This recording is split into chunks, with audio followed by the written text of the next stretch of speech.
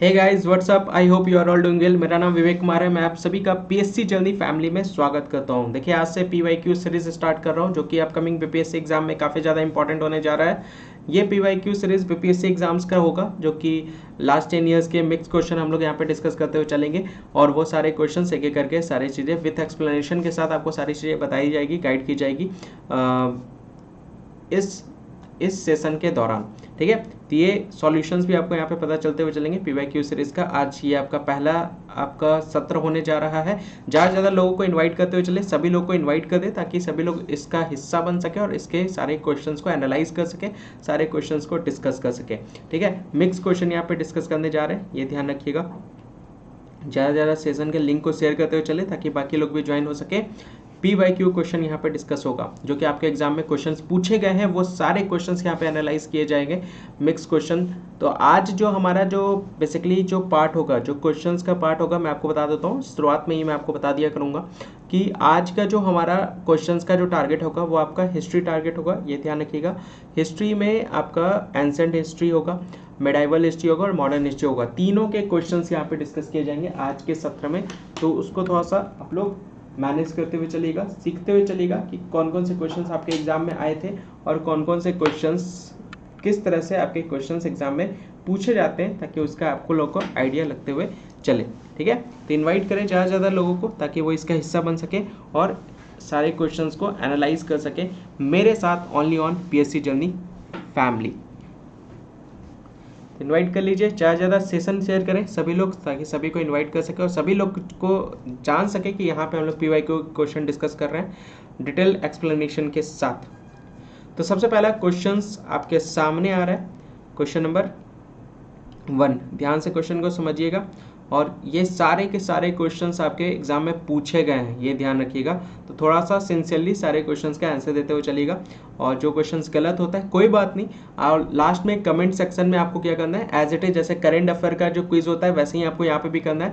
कितने क्वेश्चन सही हुए वो आपको कमेंट सेक्शन में करना है, आउट ऑफ कितने क्वेश्चन में। ठीक है, सबसे पहला क्वेश्चन आपके सामने देख सकते हैं। क्वेश्चन यहाँ पर क्या कह रहा है, the earliest evidence of animal domestication and agriculture in India has come from यानी भारत में पशुपालन एवं कृषि के प्राचीनतम साक्ष्य प्राप्त हुए हैं। तो कहाँ से प्राप्त हुए? ए अंजीरा, बी डाम सादत, सी किल्ली गुल मोहम्मद, डी मेहरगढ़, या उपयुक्त में से कोई नहीं या उपयुक्त में से एक से अधिक। Which one is the right answer? Which one is the right answer वो आपको बताना है, ये आपको बताना है। क्वेश्चन नंबर आपके सामने लिखा हुआ है, देख सकते हैं। क्वेश्चन नंबर लिख करके आप अपने आंसर्स लिखिएगा। क्वेश्चन नंबर ये आपके एग्जाम में पूछा गया। देखिए, क्वेश्चन पेपर का ही सेट्स के क्वेश्चन यहाँ पे कटलेट्स में यहाँ पे शेयर कर रहा हूँ आप लोग को। तो क्वेश्चन नंबर लिख करके आंसर कीजिएगा कि इसका सही आंसर क्या होगा। देखिए, यहाँ पे जो बात की जा रही है, कृषि सेक्टर की बात की जा रही है, तो भारतीय कृषि सेक्टर की शुरुआत जो हुई थी वो 9000 बीसी में हुई थी, ईसा पूर्व में हुई थी, ये ध्यान रखिएगा। उस समय में क्रॉप्स व फसल के वो सारी चीज़ें, कृषि वगैरह उस टाइम से ही शुरुआत हो चुकी थी। लेकिन जब न्योलिथिक क्रांति आई थी 8000 से 4000 ईसा पूर्व के दौरान, तब उस टाइम पे यहाँ पर मानव समाज में इसका बहुत ज़्यादा डोमिनेंसी देखने को मिला था कृषि सेक्टर को लेकर के। उस समय बहुत सारी चीज़ें जो थी वो कृषि उत्पादन के तहत डेवलप की जा रही थी, प्रोड्यूस की जा रही थी। जैसे हो गया बार्ली, गेहूँ, ये सारे चीज़ उत्पादन होने लगे थे। ठीक है, रियरिंग ऑफ कैटल्स हो रहा था। सीप और गॉड जो थे वो मेहरगढ़ में बेसिकली बहुत ज़्यादा आपको देखने को मिला था, 8000 से 6000। तो right answer is option number D, option number D. तो भारत में पशुपालन एवं कृषि के प्राचीनतम साक्ष्य जो है वो मेहरगढ़ से प्राप्त हुए। यहाँ पे प्राचीनतम में 8000 से 6000 ईसा पूर्व में ज़्यादातर आपको यहाँ पे इसके साक्ष्य यहाँ पे मिले हैं। जो साक्ष्य मिले हैं, जो प्राप्त हुए हैं, वो बेसिकली इस कार्यकाल के दौरान आपको देखने को मिलेगा। मेहरगढ़ से भारत में पशुपालन और कृषि को लेकर के यहाँ पे ये सारे साक्ष्य जो है वो प्राप्त हुए। ठीक है, क्लियर, डन। देखिए, इसका एक्सप्लेनेशन भी आपको इस पीडीएफ में आपको प्राप्त होता हुआ चलेगा। ठीक है। पीडीएफ में एक्सप्लेनेशन वो भी बाइलिंगुअल होगा। देखिए एक्सप्लेनेशन कैसे मिलेगा आपको, इस तरह से एक्सप्लेनेशन मिलेगा। Answer D is the right answer. पशु के शुरुआती खेती और फसलों जानवरों को पालतू बनाने के परिणाम स्वरूप 9000 ईसा पूर्व में भारतीय कृषि की शुरुआत हुई थी। नवपाषाण क्रांति की अवधि में लगभग 8000 से 4000 ईसा पूर्व कृषि मानव समाज के समर्थन के प्रमुख तरीके से दूर थे। मवेशियों के पालन के साथ साथ जौ और गेहूं की भी खेती हुई थी। भेड़ और बकरी मेहरगढ़ में 8000 से 6000 ईसा पूर्व तक दिखाई दे रहे थे। तो इस तरह से आपको पूरा एक्सप्लेनेशन आपको देखने को मिलेगा पीडीएफ के फॉर्म में, ये ध्यान में रख सकते हैं। ठीक है, आगे बढ़ते हैं। नेक्स्ट क्वेश्चन यहाँ पे आप देख सकते हैं 36 who wrote Periplus of the Erythraean Sea. Periplus of the Erythraean Sea किसने लिखी है, ये आपको बताना है। इरिट्रियन सी किसके द्वारा लिखा गया है, ये आपको बताना है। ठीक है, बताइए आंसर बताइए।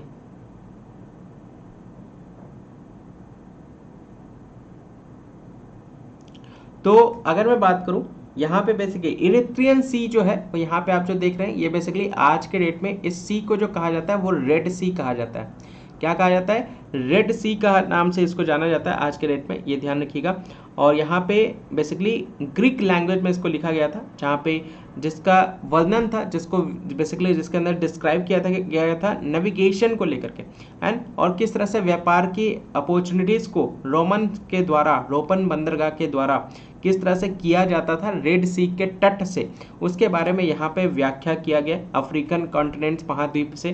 ठीक है, खास करके पाकिस्तान के सिंध रीजन की बात यहाँ पे कही जा रही है, साउथ वेस्टर्न दक्षिणी पश्चिम की बात यहाँ पे कही जा रही है। तो पेरिप्लस सी यहाँ पे डायरेक्ट करता था, रेड सी जो है वो यहाँ पे निर्देशन करता था किसी भी व्यापार को क्या करने को लेकर के, किसी भी व्यापार को किस तरह से ले जाया जा सके, उसके रूट को लेकर के यहाँ पे इसके बारे में वर्णन किया गया है कि इसका कितनी अहम रोल था रेड सी का किसी भी व्यापार को लेकर के। ये बेसिकली लिखा गया था किसके द्वारा, हेप्लस के द्वारा। किसके द्वारा, हेप्लस के द्वारा ये बेसिकली लिखा गया था। तो हेप्लस कहीं ऑप्शन में नहीं है, that means option number E is the right answer. ठीक है, इसका option number E is the right answer, तो ये ध्यान रखिएगा, option number E is the right answer. Next question की तरफ आते हैं, क्वेश्चन नंबर 3 यानी 83। Who among the following first issued gold coins on large scale? तो इनमें से किसने सर्वप्रथम व्यापक पैमाने पर स्वर्ण मुद्रा का प्रचलन किया है, वो आपको बताना है। स्वर्ण मुद्रा का प्रचलन यहाँ पे किसके द्वारा किया गया है, वो आपको बताना है। ए पुष्यमित्रा शुंग, बी मेनांडर, सी विमाकथफिसिस, डी गौतमीपुत्र सातकर्णी, ई उपर्युक्त में से कोई नहीं या उपर्युक्त में से एक से अधिक। तो किसके द्वारा किया गया, तो ये बेसिकली जो गोल्ड कॉइन्स है उसका बेसिकली जो यहाँ पे व्यापक पैमाने पे जो इसका प्रचलन हो रहा था वो बेसिकली 2200 साल पहले इसका हो रहा था। कब हो रहा था, 2200 साल पहले, यानी 200 BC में इसकी शुरुआत हुई थी। ठीक है, लगभग 2200 साल पहले की बात यहाँ पे कही जा रही है, 2200 साल पहले की बात यहाँ पे कही जा रही है, जो कि सबसे पहले प्योर गोल्ड यहाँ पे इंट्रोड्यूस किया गया था। शुद्ध सोना यहाँ पे सबसे पहले भारत में देखा गया था। और ये बेसिकली कुशंस के द्वारा जो कि किसके अंडर में थे, कदफिसीस के अंदर में थे। कब, 2068 साल पहले यानी 50 BC की बात यहाँ पे कही जा रही है। किस BC की बात कही, 50 BC की बात, ईसा पूर्व की बात यहाँ पे कही जा रही है, जो कि सबसे पहले भारतीय द्वीप के क्षेत्र में यह आपका इंट्रोड्यूस किया गया था गोल्ड कॉइन को। ठीक है, उस टाइम पे कनिष्क का दौर था और गोल्ड कॉइन यहाँ पे सबसे पहले बड़े पैमाने में प्राचीन भारत में इसको इंट्रोड्यूस किया गया था विमाकथफिसिस, ठीक है, कुशंस के द्वारा। ठीक है, कुशंस, यानी option number C is the right answer. Option number C is the right answer. तो जिन्होंने सी बोला है उनका आंसर सही है। ठीक है, आगे बढ़ते हैं नेक्स्ट क्वेश्चन की तरफ। Question number 35। The ruler of Swarnabhumi, who founded a Buddhist monastery at Nalanda and requested Devpal through his ambassador to grant 5 villages for its maintenance, was। Suvarnabhumi का वह राजा कौन था जिसने नालंदा में एक बौद्ध विहार की स्थापना की तथा उसके रख रखाव हेतु अपने दूत द्वारा देवपाल से 5 गांव दान में देने के लिए प्रार्थना भी की है। ये सारे क्वेश्चंस प्राचीन भारत के हैं, ये ध्यान रखिएगा। Option number A Dharanindra, B Sangrama Dhananjaya, D Balaputradeva, D Chudamanivarman या इनमें से कोई नहीं, उपरोक्त में से कोई नहीं, उपरोक्त में से एक से अधिक। Which one is the right answer? ठीक है, तो यहाँ पे बात की जा रही है स्वर्ण भूमि के शासक की बात यहाँ पे कही जा रही है। ठीक है, जिनके द्वारा क्या किया गया था? बौद्ध विहार की स्थापना की गई थी। बौद्ध विहार की स्थापना कहाँ पे की गई थी? नालंदा में। और देवपाल को यहाँ पे इसके राजदूत को लेकर के, है ना, देवता रख रखाव है तो अपने दूत द्वारा देवपाल से 5 गांव दान में देने के लिए प्रार्थना भी की थी। ठीक है, ये बात यहाँ पे कही जा रही है, ये बात यहाँ पे कही जा रही है बालपुत्र देव के बारे में। ठीक है, बालपुत्र देव के बारे में ये बात यहाँ पे कही जा रही है। यही है स्वर्ण भूमि के शासक बालपुत्र देव। ठीक है, ये महाराजा थे श्री विजय के। कब? 9th सेंचुरी की बात यहाँ पे कही जा रही है। कब की बात कही जा रही है? 9th सेंचुरी की बात कही जा रही है। एनो डोमिनी एडी की बात कही जा रही है, जो कि शैलेंद्र वंश के मुखिया थे, शैलेंद्र वंश के शासक थे, ये ध्यान रखिएगा। और यंगेस्ट पुत्र थे, सबसे यंगेस्ट पुत्र थे, ये ध्यान रखिएगा, शैलेंद्र महाराजा के। ठीक है, उसी को लेकर के बात की जा रही है। तो option number C is the right answer, ये ध्यान रखिएगा। ये सारे विवरण आपको आपके पीडीएफ में आपको प्रोवाइड कर दिए जाएंगे। ठीक है, which sultan demanded half the crops on land after measurement as revenue? देखिए यहाँ से अब मध्यकालीन इतिहास स्टार्ट हुआ है, मेडाइवल हिस्ट्री के क्वेश्चंस यहाँ पे स्टार्ट हो गए हैं। किस सुल्तान ने जमीन में फसल की नपाई का आधा राजस्व के रूप में दावा किया है? ए इल्तुतमिश, बी बलबन, सी अलाउद्दीन खिलजी, डी मोहम्मद बिन तुगलक, ई उपयुक्त में से कोई नहीं या उपयुक्त में से एक से अधिक बताना है। तो कौन डिमांड किया था? देखिए यहाँ पे जो बात कही जा रही है, अगर हम लोग बात करें, भारत जो था एक बहुत ही बड़ा और कठिन राजस्व प्रणाली यहाँ पे आपको भारत में देखने को मिलेगा। यहाँ पे जमीन और राजस्व को लेकर के 2 ऐसी चीज़ें थी जिसको बहुत ज़्यादा यहाँ पे इसका यूज़ किया गया है। ठीक है, तो यहाँ पे इक्ताज बोला जाता था, स्मॉल इक्ताज, छोटे छोटे ज़मीन को उसको मेज़र करने को लेकर के। तो बहुत सारे स्टेप्स यहाँ पे लिए गए थे इस यहाँ से पूंजी को एकत्रित करने में। किसके द्वारा? अलाउद्दीन खिलजी के द्वारा। अलाउद्दीन खिलजी के शासन के दौरान ये बात कही जा रही है, इन्होंने हाइक कर दिया था कर में, ताकि ज़्यादा से ज़्यादा कर को वसूला जा सके। कहाँ से? राजस्व और जमीन के द्वारा। ठीक है, टैक्स इन्होंने हाइक कर दिया था टैक्स डिमांड को लेकर के। उस टाइम पे क्रॉप्स का दाम इनके द्वारा फिक्स कर दिया गया था हाफ लैंड में क्रॉप्स को लेकर के, और वो सबसे ज़्यादा हाईएस्ट देखने को मिला था अलाउद्दीन खिलजी के दौरान, क्योंकि सभी सुल्तानों में से सबसे ज़्यादा उस टाइम पे कर वसूला जा रहा था अलाउद्दीन खिलजी के द्वारा। ठीक है, half the crops of land after measurement, जमीन में फसल की नपाई का आधा राजस्व के रूप में दावा किया था, ये अलाउद्दीन खिलजी थे। Option number C is the right answer, ये ध्यान रखिएगा। नेक्स्ट आगे बढ़ते हैं, क्वेश्चन नंबर 39 आप देख सकते हैं। Sheikh Bahauddin Zakariya belong to which sect? Sheikh Bahauddin Zakariya किस संप्रदाय के थे, वो आपको बताना है। ठीक है, किस समुदाय के थे? ए सरावदी सिलसा, बी ऋषि संप्रदाय, सी चिश्ती संप्रदाय, डी फिरदौसी संप्रदाय, उपयुक्त में से कोई नहीं है, उपयुक्त में से एक से अधिक। Which one is the right answer? Which one is the right answer, वो आपको बताना है। ठीक है, तो मैं आपको बता दूं कि ये जो जकरिया थे, बहाउद्दीन जकरिया, ये एक सूफी संत थे। ठीक है, सूफी संत कटकहरार के एक छोटा सा गांव है लहया डिस्ट्रिक्ट में, जो कि कहाँ पे पड़ता है? मुल्तान में। मुल्तान कहाँ पे है? मुल्तान पंजाब में। कौन से पंजाब? पाकिस्तान में, जो आज के डेट में पंजाब देखने को मिलेगा। ठीक है, इनका पूरा नाम अगर हम लोग बात करें, इनका पूरा नाम बात करें तो इनका पूरा नाम जो था, वो पूरा नाम इनका था अबू मोहम्मद बहाउद्दीन जकारिया, ये ध्यान रखिएगा। और वो कहाँ से बिलोंग करते थे? हाशमी से ये बिलोंग करते थे। असाद इब्न हाशमी से बिलोंग करते थे, जो बेसिकली सुहरावादिया सिलसिला से, ये बेसिकली इस संप्रदाय से बिलोंग करते थे, सुहरावर्दी संप्रदाय से बिलोंग करते थे। Option number A is the right answer. ठीक है, बहाउद्दीन जकारिया कहाँ से बिलोंग करते थे? कटकहरार, एक छोटा सा शहर है देखने को मिलेगा लया जिला में, जो कि मुल्तान में देखने को मिलेगा, जो कि पाकिस्तान का हिस्सा पाकिस्तान में, पंजाब का हिस्सा पाकिस्तान में, वहाँ से ये बिलोंग करते थे। ठीक है, option number A is the right answer. Next question के तरफ, Who among the following rulers divided his troops into units of 200, 250 and 500? इन शासकों में से किसने अपनी सैन्य टुकड़ियों को 200, 250 और 500 की इकाइयों में विभाजित किया था? ए बहलूल लोदी, बी सिकंदर शाह, सी शेर शाह, डी इस्लाम शाह, उपयुक्त में से कोई नहीं या उपयुक्त में से एक से अधिक। Which one is the right answer. ये सारे मध्यकालीन इतिहास के आपके क्वेश्चन है, मेडाइवल हिस्ट्री के क्वेश्चन है और ये सारे क्वेश्चन आपके एग्जाम में पूछे गए हैं। आज हिस्ट्री का पोर्शन हम लोग कवर कर रहे हैं, एंशियंट, मेडाइवल और इसके बाद फिर मॉडर्न के क्वेश्चंस आपको देखने को मिलेंगे। कम से कम आपको आइडिया लगता हुआ चले कि हाँ क्वेश्चंस का पैटर्न किस तरह से पूछा जाता है आपके एग्जाम में। और पीडीएफ्स में आपको ये सारे के सारे विथ एक्सप्लेनेशन हर क्वेश्चंस आपको यहाँ पे देखने को मिलेगा, ताकि आपको रिवीजन करने में किसी भी तरह का कोई भी कंफ्यूजन ना हो। ये आप ध्यान में रख सकते हैं, ठीक है। क्लियर, बताइए तो इनमें से कौन से शासक थे जिन्होंने अपनी सैन्य टुकड़े को 200, 250 या 500 की इकाइयों में विभाजित किया था। तो बेसिकली अगर हम लोग बात करें, अगर हम लोग शासकों की बात करें तो यहाँ पर बहलूल लोदी की अगर हम लोग बात करें तो उसने अपने सैन्य टुकड़ियों को 100, 1000, 10,000, 1 लाख, 10 लाख में विभाजित किया था, ठीक है। लेकिन और किसी भी शासक के द्वारा अपने मिलिट्री को उन्होंने विभाजन नहीं किया था, ठीक है, ठीक है। तो बाकी किसी भी टुकड़ियों, किसी भी शासक को लेकर के कोई भी ऐसा जनरल इंफॉर्मेशन पता नहीं है।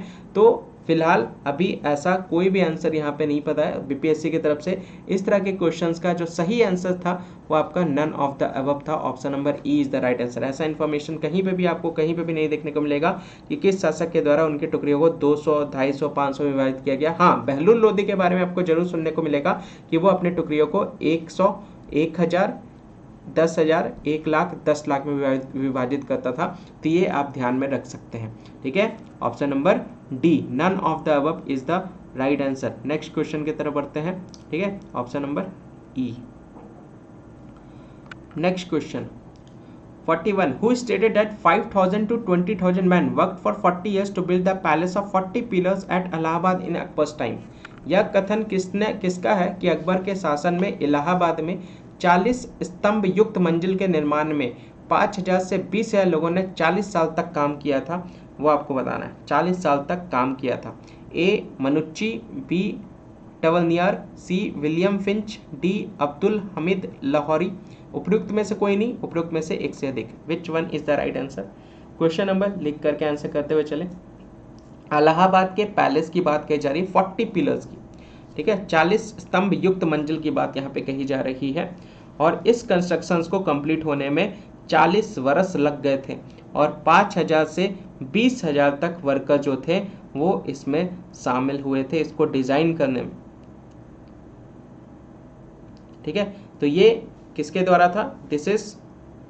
ये कथन जो है विलियम फिंच के द्वारा बताया गया था। विलियम फिंच, ये ध्यान रखिएगा, विलियम फिंच के द्वारा ये बात यहाँ पे जाहिर की गई थी। तो option number C is the right answer. Akbar के टाइम की बात यहाँ पे कही जा रही है। Clear, done. आगे बढ़ते हैं नेक्स्ट क्वेश्चन की तरफ आगे बढ़ते हैं।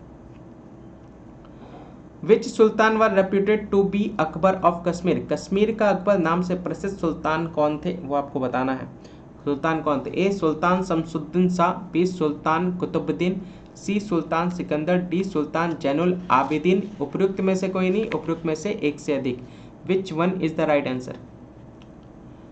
कश्मीर के अकबर के नाम से किनको जाना जाता था? ये 8वें सुल्तान थे कश्मीर के। मैं आपको बता दूं ये 8वें सुल्तान थे कश्मीर के, जिनका कार्यकाल 1420 से 1470 तक था, ठीक है। और ये बहुत ही कम शासकों में थे जिन्होंने 50 साल तक शासन किया था। आप देख सकते हैं बहुत कम ही ऐसे थे जिन्होंने 50 साल तक शासन किया था। बहुत प्रसिद्ध थे ये ध्यान रख सकते हैं, बहुत प्रसिद्ध थे। इनको काफ़ी कला के क्षेत्र में, आर्किटेक्चर के क्षेत्र में बहुत ज़्यादा बेसिकली इनको इंटरेस्ट था। और ये वहीं थे जजिया को इन्होंने क्या किया था, अबॉलिश भी किया था। और गौ हत्या को इन्होंने मनाही की थी, ठीक है।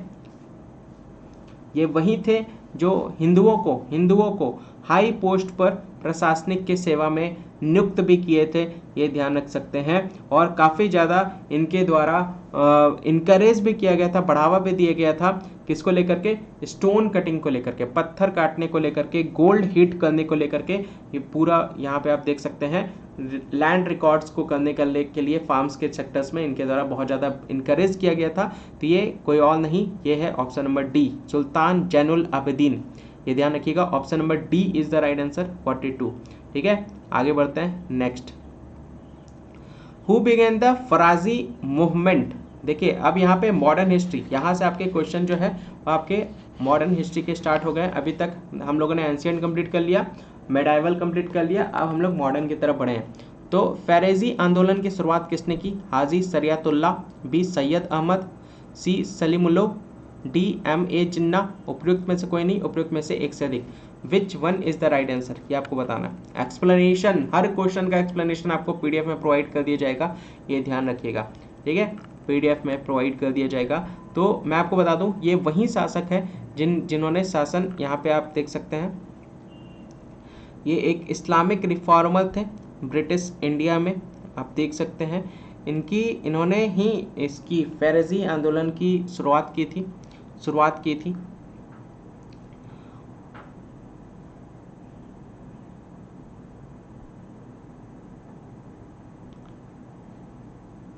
तो ये कौन है? Option number A is the right answer. Haji Shariatullah, Faraizi आंदोलन की शुरुआत हाजी शरियतुल्लाह के द्वारा की गई थी 1781 से 1840, देख सकते हैं, ठीक है। तो option number A is the right answer. Next question की तरफ बढ़ते हैं।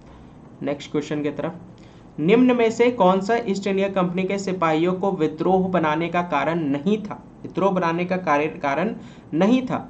ए ईसाई धर्म फैलाने के लिए कंपनी के अधिकारियों के प्रयास, बी जहाज पर यात्रा करने के लिए सिपाहियों का आदेश, भत्ते की रोकथाम, अधिकारियों की अक्षमता। उपयुक्त में से कोई नहीं, उपयुक्त में से एक से अधिक, ये आपको बताना है। यहाँ पे नॉट बोल रहा है, थोड़ा सा ध्यान से देखिए, क्वेश्चन ध्यान से पढ़ें। तो which of the following were not a reason for making sepoy of the East India Company rebellious, ठीक है, विद्रोह बनाने का कारण नहीं था। तो ये efforts of the officers of the company to spread Christianity, order to the sepoy to travel on ship, the stoppage of bhatta, the inefficiency of the officers, या none of the above, more than above, ठीक है। देखिए भारत की जो mutiny थी, ठीक है, जिसको हम लोग सेपोई म्यूटनी भी कहते हैं, क्या कहते हैं? सेपोई म्यूटनी, ठीक है। कंपनी के जो सिपाही थे, ठीक है, sepoy of the East India company, सिपाही या फिर भारतीय सिपाही कह सकते हैं, ये हर जगह पे विद्रोह में अनसक्सेसफुल रहे थे 1857-58 के विद्रोह में, ठीक है। सिपोय के तरफ से ये शुरुआत की गई थी ब्रिटिश ईस्ट इंडिया कंपनी के अगेंस्ट में, जो कि दिल्ली, आगरा, कानपुर, लखनऊ में ये आपका फैला था ये विद्रोह। और ये फर्स्ट वार ऑफ इंडिपेंडेंस के नाम से भी इस विद्रोह को जाना जाता है। 1857-58 की क्रांति जो थी, इसको क्या कहा जाता है? फर्स्ट वार ऑफ इंडिपेंडेंस कहा जाता है। उसी टाइम की बात कही जा रही है, फर्स्ट वार ऑफ इंडिपेंडेंस, आज़ादी का पहला युद्ध, ये यहाँ पे कहा गया है, जो कि बेसिकली आप कह सकते हैं जो कि बहुत ही महत्वपूर्ण युद्ध था, जो कि पहली बार ये काफ़ी ज़्यादा प्रसिद्ध रिवॉल्ट हुआ था अगेंस्ट ब्रिटिश रूल, जहाँ पे आप देख सकते हैं राजनीतिक, आर्थिक, सामाजिक, सांस्कृतिक सभी सेक्टर में ये आपका काफ़ी ज़्यादा इम्पैक्ट पड़ा था इस विद्रोह के वजह से, ठीक है।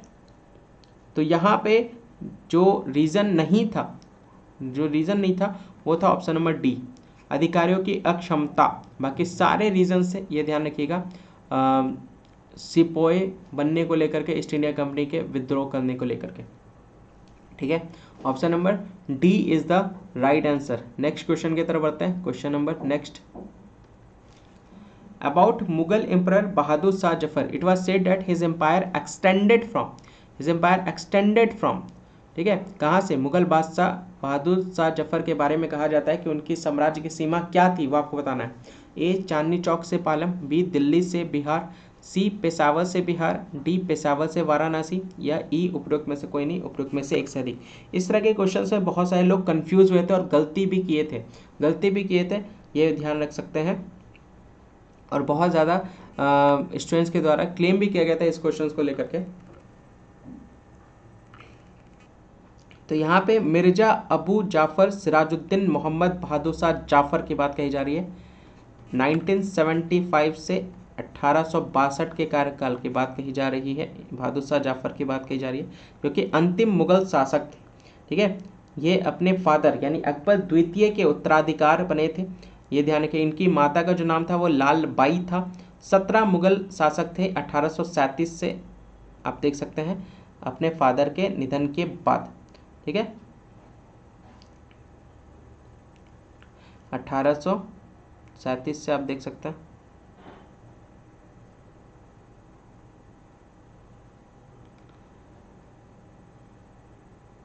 बताइए।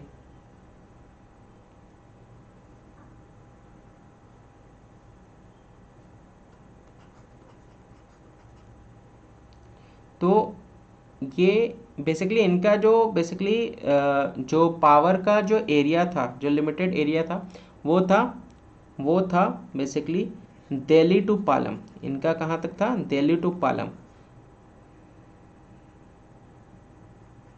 दिल्ली टू पालम। लेकिन यहाँ पे आप देख सकते हैं, यहाँ पे सभी लोगों ने चांदनी चौक को दिल्ली कंसिडर कर लिया था और बहुत सारे लोगों ने ए पे टिक कर दिया था, जबकि A is not the right answer. तो नन ऑफ द अबव होगा, ये ध्यान रखिएगा। Delhi to Palam is the right answer. Delhi to Palam यहाँ पे देख सकते हैं, क्योंकि उस टाइम पे दिल्ली की जो बात की जा रही है वो ओल्ड दिल्ली की बात की जा रही है। ओल्ड दिल्ली को सबने चांदनी चौक मान रखा था सिर्फ और सिर्फ, जो कि यहाँ तक सीमित नहीं था। ठीक है, Delhi to Palam is the right answer, लेकिन कहीं दिल्ली टू पालम आपको नहीं देखने को मिला। That means option number E is the right answer इस क्वेश्चन का, ये ध्यान रखिएगा। और बीपीएससी ने भी इसी को ही कंसिडर किया था, ऑप्शन नंबर ई को।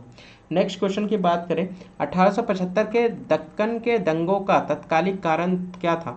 Immediate cause of the Deccan rights of 1875 was, क्या था? अकाल की छाया, महाजनों के द्वारा ऊंची ब्याज दर, ऊंची भू राजस्व दर, जबरदस्ती किए गए धार्मिक सुधार का विरोध, उपयुक्त में से कोई नहीं, उपयुक्त में से एक से अधिक। Which one is the right answer? बताइए, क्या रीजन था? रीजन क्या था? देखिए, बात की जा रही है दक्कन सिस्टम की, बात यहाँ पे कही जा रही है, दक्कन क्षेत्र की बात यहाँ पे कही जा रही है, यानी साउथ इंडियन की बात क्या जा रही है, जहाँ पे रैयतवारी सेटलमेंट स्टार्ट किया गया था। ठीक है, जहाँ पे भू राजस्व को प्राप्त करने को लेकर के रैयतवारी सिस्टम, इस प्रणाली के अंतर्गत जो भू राजस्व जो था वो फिक्स्ड कर दिया गया था सालाना बेसिस पर। ठीक है, रैयत वाली प्रणाली के तहत जो एग्रीमेंट यहाँ पे साइन हुए थे सरकार और कल्टीवेटर के बीच में, ठीक है, वो सीधा सीधा रेवेन्यू जो था वो फिक्स्ड कर दिया गया था सालाना बेसिस पे, मिट्टी के प्रकार के अकॉर्डिंग। ठीक है, तो किसान कितना पे कर सकता है उसके कैपेसिटी पर, और मिट्टी के प्रकार के तहत, उसके ज़मीन के मिट्टी के प्रकार के तहत जो राजस्व था वो निर्धारित किया गया था सालाना बेसिस पे। और ये राजस्व इतना ज़्यादा था, हाई था, कि किसानों को बहुत ज़्यादा परेशानी हो रही थी उसको चुकाने में, उसको पे करने में। इसीलिए सारे किसान जो थे वो कर्जदार होते जा रहे थे, और इसके साथ साथ काफ़ी ज़्यादा इंटरेस्ट भी उनके ऊपर लगता हुआ चल रहा था। रेवेन्यू वो टाइम से नहीं जमा कर पा रहे थे उसको लेकर के, जिसके वजह से किसानों को क्या लेना पड़ा? लोन्स लेने पड़े। किससे लेने पड़े? लोन से, मनी लेंडर्स से, मनी लेंडर्स से लोन लेने पड़े। पीजेंट धीरे धीरे, किसान धीरे धीरे कर्ज में डूबते चले जा रहे थे, जो कि बहुत ज़्यादा सीरियस प्रॉब्लम देखने को मिला था। ग्रामीण क्षेत्रों की बात यहाँ पे कही जा रही है। डेक्कन राइट्स हुआ था 1875 में। डेक्कन जो दंगे हुए थे वो 1875 में हुआ था, जो कि टारगेट कर रहा था किसको? जो कर्जदार थे उनको टारगेट कर रहा था, है ना, जिनको कैमूती कहते हैं। किसको लेकर के? कहाँ से किसके ऊपर कर्जदार थे? तो मनी लेंडर, जो उनको मनी उधार पे दिया करते थे। ठीक है, उनके ऊपर कर्जदार होते हुए चलते थे। और ये दक्कन जो दंगे थे ये उसी के ऊपर ये आपका बेस था, तो ये ध्यान रखिएगा। तो ऊपर के फैक्ट्स को लेकर के ये सारी बात कही जा रही है। तो महाजनों के द्वारा ऊंची ब्याज दर को लेकर के ये दंगे आपके हुए थे। तो option number B is the right answer, ये ध्यान रखिएगा। जो डेक्कन राइट्स हुआ था वो दंगे के वजह से हुए थे, ये ध्यान रखिएगा। दंगे जी ये जो हुए थे हाई रेट्स को लेकर के, इंटरेस्ट रेट को लेकर के जो चार्ज किया गया था महाजनों के द्वारा किसानों पर, उसको लेकर के ये दंगे आपको यहाँ पे देखने को मिले थे। ठीक है, क्लियर, डन। तो ये option number B is the right answer. Next question की तरफ बढ़ते हैं। नेक्स्ट क्वेश्चन की तरफ, इनमें से किसने अंग्रेजी ईस्ट इंडिया कंपनी के कंट्रोल के खिलाफ बगावत नहीं की? यहाँ पे आप देख सकते हैं नहीं की। Which among the following did not rebel against the British east India company control over them? किसने बगावत नहीं की थी वो आपको बताना है। ए विजयनगरम के राजा, बी हैदराबाद के निज़ाम, सी तमिलनाडु के पोलीगार, डी त्रावणकोर के दीवान वेलुथम्पी, या उपयुक्त में से कोई नहीं, उपयुक्त में से एक से अधिक।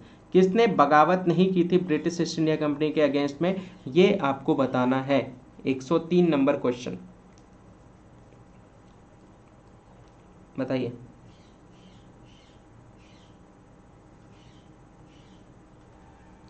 ये बेसिकली वो थे जो एक तरह से अंग्रेजों के क्लाइंट के रूप में ये काम करते थे, क्लाइंट किंग कहलाते थे, ये ध्यान रखिएगा। ठीक है, इनकी इंटरनल पावर जो थी वो आपकी कब तक थी? 1948 तक थी। आप ये ध्यान रखिए 1948 में कौन भारत में शामिल हुआ, है ना, उसी की बात यहाँ पे कही जा रही है। तो यहाँ पे जो बात कही जा रही है एक मोनार्क स्टेट को लेकर के बात कही जा रही है, जो कि हैदराबाद के निज़ाम थे उनको यहाँ पे बात कही गई थी, जो कि तेलंगाना में डिवाइड हो चुके थे। और हैदराबाद कर्नाटक रीजन को, जो कि कर्नाटका कहलाता है, महतवड़ा के नाम से जाना जाता था। तो निजाम जो थे, जो बेसिकली एडमिनिस्ट्रेटर थे यहाँ के, है ना, उनको सोवरेन रखा गया था हैदराबाद स्टेट का, और वहीं यहाँ के प्रिंस भी कहलाते थे। और इन्हीं के द्वारा बेसिकली बगावत नहीं की गई थी, किसके खिलाफ? अंग्रेजों के खिलाफ। ये ध्यान रखिएगा। Nizam allowed to continue to rule their princely state as client king. तो क्लाइंट किंग के रूप में यहाँ पे ये कार्य करते थे हैदराबाद के निज़ाम, जो कि ईस्ट इंडिया कंपनी के रिवोल्ट में इन्होंने साथ नहीं दिया था भारत का। ठीक है, आगे बढ़ते हैं। नेक्स्ट, समझ में आ रहा है? समझ में आ रहा है? ये सारी बातें जो बताई जा रही है मेरे तरफ, वो आपको पीडीएफ के फॉर्मेट में एक्सप्लेनेशन के तहत मिल जाएगी, ये ध्यान रखिएगा। Who wrote the book poverty and un British rule in India? पुस्तक poverty and un British rule in India किसने लिखी है, ये आपको बताना है। ये तो बहुत इजी क्वेश्चन है। ए आर.सी. दत्त, बी दादा भाई नौरोजी, सी बिपिन चंद्र पाल, डी लाजपत राय। उपयुक्त में से कोई नहीं या एक से अधिक। Which one is the right answer, ये आपको बताना है। किसके द्वारा ये बुक लिखी गई है? तो बेसिकली मैं आपको एक हिंट देता हूँ, ये इनको grand old man of India के नाम से भी जाना जाता है। ये एक पारसी इंटेलेक्चुअल है, एक एजुकेटर भी हैं, कॉटन ट्रेडर भी हैं, ये ध्यान रखिएगा। पहले इंडियन थे जिन्होंने ब्रिटिश एमपी के रूप में इनको नियुक्त किया गया था 1892 से 1895 तक। और इन्हीं के द्वारा ये बुक यहाँ पे ली गई है, जो कि भारतीय वेल्थ को ब्रिटेन में किस तरह से उजागर किया गया था, वो इसी के तहत poverty and un British rule in India, इनके बारे में इस बुक के तहत उजागर किया गया था। तो ये grand old man of India none other than Dadabhai Naoroji. Option number B is the right answer. Option number B is the right answer, ये ध्यान रखिएगा। 1825 से 1917, ठीक है, दादा भाई नौरोजी की बात कही जा रही है। ऑप्शन नंबर बी, तो जिन्होंने ऑप्शन नंबर बी बोला है उनका आंसर बिल्कुल सही है, उनका आंसर बिल्कुल सही है। नेक्स्ट क्वेश्चन की तरफ बढ़ रहे हैं। नेक्स्ट क्वेश्चन की तरफ, बहुत इंपॉर्टेंट क्वेश्चन है ये सारे, ध्यान से चीज़ों को समझ करके आंसर करते हुए चलिएगा। ठीक है, नेक्स्ट क्वेश्चन यहाँ पे नील विद्रोह के बारे में है। किसके बारे में था नील विद्रोह, किसके बारे में था, ये आपको बताना है। ए, रैयत नील की खेती नहीं करना चाह रहे थे पर जबरदस्ती करवाई जा रही थी। रैयत नील की खेती करना चाह रहे थे पर उन्हें जबरदस्ती रोका जा रहा था। रैयत नील की खेती नहीं करना चाह रहे थे पर उनसे एक अमान्य मूल्य पर जबरदस्ती करवाई जा रही थी। नील रंग के झंडे वाला एक विद्रोही आंदोलन। उपयुक्त में से कोई नहीं है, उपयुक्त में से एक से अधिक। बताइए, नील विद्रोह के बारे में बात कही जा रही है, जिसको एक किसान आंदोलन भी कहा जाता है, पीजेंट मूवमेंट भी कहा जाता है, ये ध्यान रखिएगा। बंगाल में इसकी शुरुआत की गई थी 1859 में इंडिगो प्लांटर्स के द्वारा। आप देख सकते हैं जो यहाँ पे ये विद्रोह स्टार्ट हुआ था, लगभग सैकड़ों साल पहले इंडिगो प्लांट जो था वो एक बहुत महत्वपूर्ण स्रोत था ब्लू डाई का। ठीक है, ब्लू डाई का, इसी को लेकर के बात कही जा रही है। इंडिगो एक प्राकृतिक डाई है जो कि बहुत ज़्यादा उस समय डिमांड में था, चाहे ऊल को लेकर के, कॉटन को लेकर के, सिल्क को लेकर के बात कही जा रही हो, तो उस समय में इसका भारत में जो उत्पादन होता था वो बहुत ज़्यादा आपको देखने को मिला था। 1777-78 के दौरान उस समय इसकी शुरुआत की गई थी। 1788 में इसकी शुरुआत की गई थी और ये काफ़ी ज़्यादा विश्व भर में इसका डिमांड बढ़ता हुआ जा रहा था। ठीक है, इसका डिमांड ब्लू डाई का पूरे यूरोप में खास करके बहुत ज़्यादा बढ़ता हुआ जा रहा था। एक तरह से इसने मोनोपोली भी स्थापित कर ली थी अपनी। ठीक है, और भारतीय किसानों को जबरदस्ती नील की उत्पादन करने को लेकर के, खेती करने को लेकर के फोर्स किया जा रहा था। ये ध्यान रखिएगा, उनके खुद के ज़मीन पे जहाँ पे वो फसल उगाते थे। नील की खेती करने के वजह से उनके फसल नष्ट होते जा रहे थे, क्योंकि वहाँ का जो ज़मीन है वो बंजर होता हुआ जा रहा था। बंजर ज़मीन में कभी भी फसल नहीं उगते, तो जिसको लेकर के किसान से जबरदस्ती उनके ज़मीन पर यहाँ पे बेसिकली नील की खेती करवाई जा रही थी ज़्यादा, ताकि वो ज़्यादा अंग्रेज जो है वो प्रॉफिट कमा सके। ठीक है, इसी चीज़ को लेकर के जो किसान थे उन्होंने विद्रोह किया। कहाँ पे? नादिया डिस्ट्रिक्ट। कहाँ पे है ये? नादिया डिस्ट्रिक्ट जिला बंगाल में है, कि हम इंडिगो की खेती नहीं करेंगे, इंडिगो की उपज नहीं करेंगे, उनसे उन्होंने मनाही कर दी।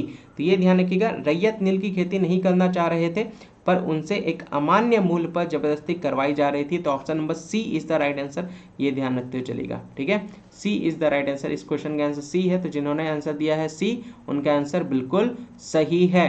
अगला क्वेश्चन की तरफ हम लोग बढ़ते हैं।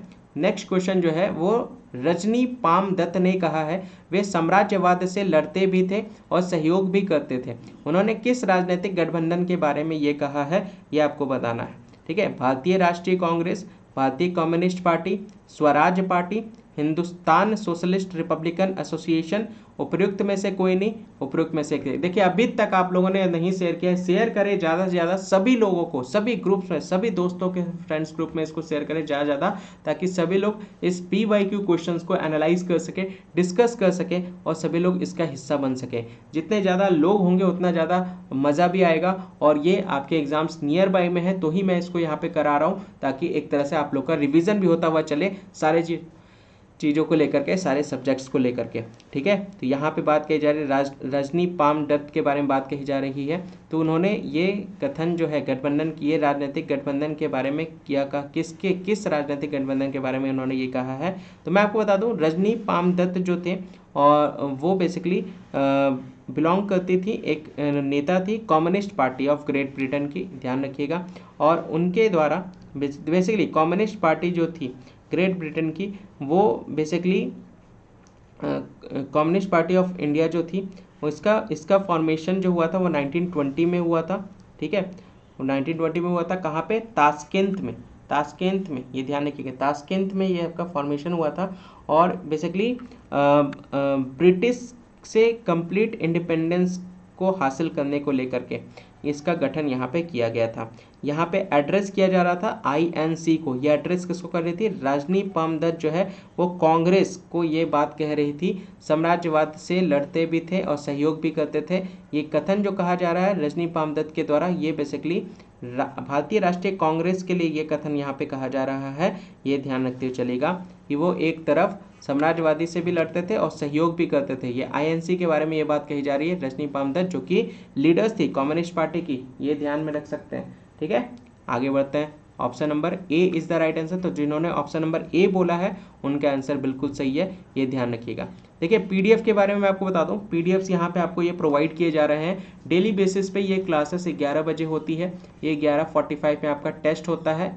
ठीक है, एक्सप्लेनेशन के साथ करंट अफेयर्स की डेली बेसिस पे, और 10 बजे रात में द हिंदू एनालिसिस होती है।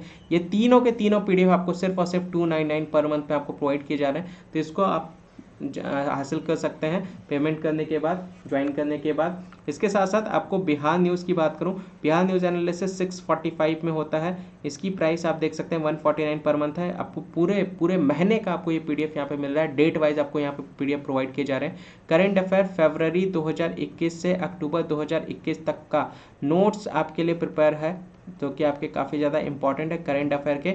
और यहाँ पे MCQ, मंथली MCQ भी आपको यहाँ पे प्रोवाइड, 2 PDF आपको हर मंथ के प्रोवाइड किए जा रहे हैं, सिर्फ और सिर्फ 399 ओनली। आप यहाँ पे देख सकते हैं, इसमें इससे आप देख सकते हैं इसको यहाँ पे प्रोवाइड किया जा रहा है, तो इसको भी आप प्राप्त कर सकते हैं। और यहाँ पे आप देख सकते हैं previous year question paper with solutions आपको यहाँ पे देखने को मिलेगा, ये भी आपका यहाँ पे कराया जा रहा है, इसको भी आप प्राप्त कर सकते हैं। ये भी डेली बेसिस पे आपको ये कराया जा रहा है। तो यहाँ पे हम लोग लगभग 500 क्वेश्चंस डिटेल में एक्सप्लेन करते हुए चलेंगे। हर सब्जेक्ट का मिक्स क्वेश्चन विथ एक्सप्लेनेशन आपको प्रोवाइड किया जाएगा, ओनली 199 ओनली। इस तरह इन सभी PDFs को हासिल करने के लिए आपको क्या करना है, इस नंबर पर सिर्फ और सिर्फ व्हाट्सअप करना है, वहीं पर आपको पेमेंट्स वगैरह बता दिया जाएगा कैसे करना है। पेमेंट करने के बाद आपको ये सारे PDFs आपको प्रोवाइड कर दिए जाएंगे क्लास के बाद। ठीक है, आगे बढ़ते हैं नेक्स्ट क्वेश्चन की तरफ। क्वेश्चन पेपर आप यहाँ पे देख सकते हैं, question number 107, which of the following was not a nationalist newspaper. कौन सा एक राष्ट्रवादी समाचार पत्र नहीं था, वो आपको बताना है उस टाइम पे। द हिंदू, बंगाली, महता, द टाइम्स ऑफ इंडिया, उपरोक्त में से कोई नहीं, उपरोक्त में से एक से अधिक। Which one is the right answer. तो अंग्रेजों के द्वारा बहुत सारे न्यूज़पेपर को प्रकाशित किया जाता था, उसमें से कुछ न्यूज़पेपर के बारे में अगर मैं आपको बताऊं तो द टाइम्स ऑफ इंडिया था, मद्रास मेल था, पाइनियर था इलाहाबाद का, सिविल और मिलिट्री गैजेट थे 1876 लाहौर का ये न्यूज़पेपर था, इंग्लिश मैन हो गया, ठीक है, बंगाली हो गया, द हिंदू हो गया, ये सारे न्यूज़पेपर प्रकाशित किए जाते थे। ठीक है, जिसमें से द हिंदू, बंगाली, महरथा, ये सारे जो हैं ये सारे राष्ट्रवादी समाचार पत्र थे, लेकिन जो इसमें से राष्ट्रवादी समाचार पत्र नहीं थे वो कौन था, वो टाइम्स ऑफ इंडिया नहीं था। तो इसका राइट आंसर क्या होगा, option number D is the right answer. ये ध्यान रखिएगा, इसको राष्ट्रवादी समाचार पत्र के दर्जा में नहीं दिया गया था, समाचार पत्र के दर्जा में नहीं था। तो option number D is the right answer, ये ध्यान रखिएगा, टाइम्स ऑफ इंडिया। ठीक है, नेक्स्ट क्वेश्चन की तरफ बढ़ते हैं। Question number 108, identify the current combination from the option प्रार्थना समाज, यंग इंडिया, लोकहितवादी, सत्य शोधक समाज, रहनुमाई मजदेसन सभा के लिए निम्न विकल्पों में से सही संयोजन को पहचानना है, वो आपको बताना है। गोपाल हरि देशमुख प्रार्थना समाज, यहाँ पे आप देख सकते हैं। यंग इंडिया आत्माराम पांडुरंग, लोकहितवादी आप यहाँ पे देख सकते हैं मोहनदास करमचंद गांधी, सत्य शोधक समाज ज्योतिबा फूले, रहनुमाई मजदेशन सभा नवरोजी फिरदौसी। क्या ये मैच कर रहा है? अगले की तरफ बढ़ते हैं। प्रार्थना समाज आत्माराम पांडुरंग, यंग इंडिया मोहनदास करमचंद, लोकहितवादी गोपाल हरि देशमुख, सत्य शोधक समाज ज्योतिबा फूले, रहनुमाई मजदेशन यहाँ पे आप देख सकते हैं नवरोजी फिरदौसी। अगला देखते हैं प्रार्थना समाज आत्माराम पांडुरंग, ठीक है, प्रार्थना समाज आत्माराम पांडुरंग, ये यहाँ पे मैच किया, फिर प्रार्थना समाज यहाँ पे आप देख सकते हैं, प्रार्थना समाज आपका आत्माराम पांडुरंग, यहाँ पे आप देख सकते हैं।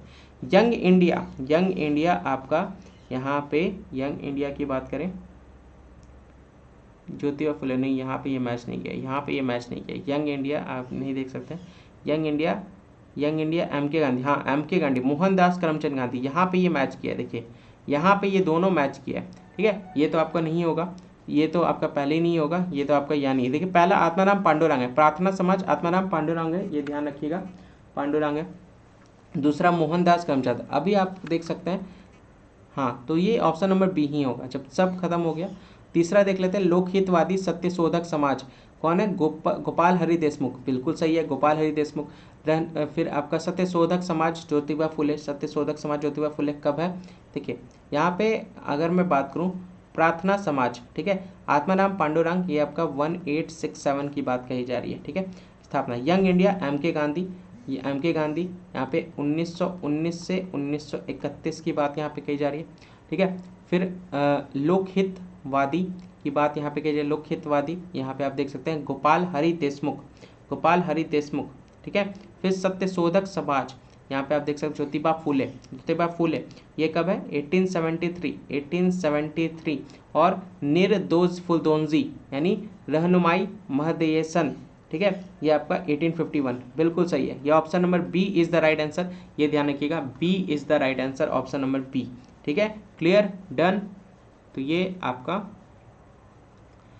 था। नेक्स्ट क्वेश्चन की तरफ बढ़ रहे हैं। नीचे दिए गए विकल्प में से राष्ट्रवादी समाचार पत्रों द हिंदू, केसरी, बंगाली हिंदुस्तानी सुधारक के संपादकों के नाम का सही संयोजन, संपादक यहाँ पे बताना है। ठीक है, एडिटर्स बताने। ठीक है, द हिंदू के एडिटर कौन थे? तो द हिंदू के एडिटर थे अय्यर साहब को ढूंढिए यहाँ पे। द हिंदू के सुरेंद्र नाथ बनर्जी, ये पहला तो होगा नहीं। बाल गंगाधर तिलक, ये भी नहीं होगा। जी सुब्रमण्यम अय्यर यहाँ पे आ रहा है, जी सुब्रमण्यम बिल्कुल सही है। ये सी और डी में यहाँ पे डाउट आप देख सकते हैं, अब इसी दोनों मैच करते हैं। ठीक है, केसरी के संपादक कौन थे? केसरी के संपादक थे बाल गंगाधर तिलक, यहाँ पे भी आपको देखने को मिलेगा, यहाँ पे भी बाल गंगाधर, बिल्कुल सही है, दोनों यहाँ पे सही है।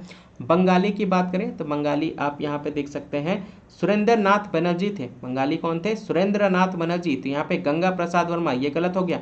सुरेंद्र नाथ बनर्जी आप यहाँ पे देख सकते हैं, ये सही हो गया। आगे बात करते हैं हिंदुस्तानी की, अगर हम लोग बात करें तो गंगा प्रसाद वर्मा बिल्कुल सही है। और सुधारक की बात करें तो सुधारक यहाँ पे गोपाल कृष्ण गोखले, बिल्कुल सही। तो option number D is the right answer, ये ध्यान रखिएगा। तो जिन लोगों ने भी सही आंसर दिया है डी, उनका आंसर सही है, ये ध्यान रख सकते हैं। ठीक है, ये सारे के सारे आप यहाँ पे देख सकते हैं जो कि यहाँ पे एनालाइज किया गया है। ठीक है, ये आपके डेली बेसिस पे यहाँ पे 20 से 25 क्वेश्चन आपको यहाँ पे डिस्कस किएंगे। डिस्क्रिप्शन के साथ आपको पीडीएफ में ये सारे क्वेश्चन आपको मिल जाएंगे। तो देर किस बात की, अभी के अभी पीडीएफ परचेस करें। व्हाट्सअप करने के बाद डिस्क्रिप्शन में आपको लिंक मिल जाएगा, डिस्क्रिप्शन में आपको सारे चैनल्स के लिंक मिल जाएंगे, वहाँ पे आप उसको ज्वाइन कर सकते हैं। डिस्क्रिप्शन में आपको पीडीएफ के नंबर्स भी मिल जाएंगे, वहाँ पे आपको व्हाट्सअप करना है, व्हाट्सअप पे आपको सारे पेमेंट डिटेल्स बता दी जाएंगे, पेमेंट करने के बाद आपको ये सारे पीडीएफ्स प्रोवाइड कर दिए जाएंगे। डेली बेसिस पे 20 से 25 क्वेश्चन यहाँ पे डिस्कस किए जाएंगे, तो मिस बिल्कुल भी ना करें इस अपॉर्चुनिटी को, 67th वाले खास करके, ताकि रिविजन करते हुए चलें विद एक्सप्लेनेशन के साथ। सेशन आई होप आपको पसंद आया होगा, तो लाइक जरूर कर दीजिएगा, शेयर करना ना भूले, ज़्यादा इसको शेयर करते हुए चले। सब्सक्राइब नहीं किया तो सब्सक्राइब कर लीजिएगा, बेल आइकन पे क्लिक कर लीजिएगा, ताकि टाइमली नोटिफिकेशन आपके पास पहुंच सके और आप टाइमली क्लासेस को ज्वाइन कर सकें, ठीक है। और किसी भी तरह का डाउट, किसी भी तरह का अगर सजेशन हो या फीडबैक देना हो तो आप मुझे यहाँ पे pscjourney4@gmail.com में दे सकते हैं। बाकी चैनल को ज्वाइन कर ले, वहीं पर आपको सारे डिटेल्स वगैरह प्रोवाइड कर दिए जाएंगे। आज के लिए बस इतना ही। जय हिंद, जय भारत।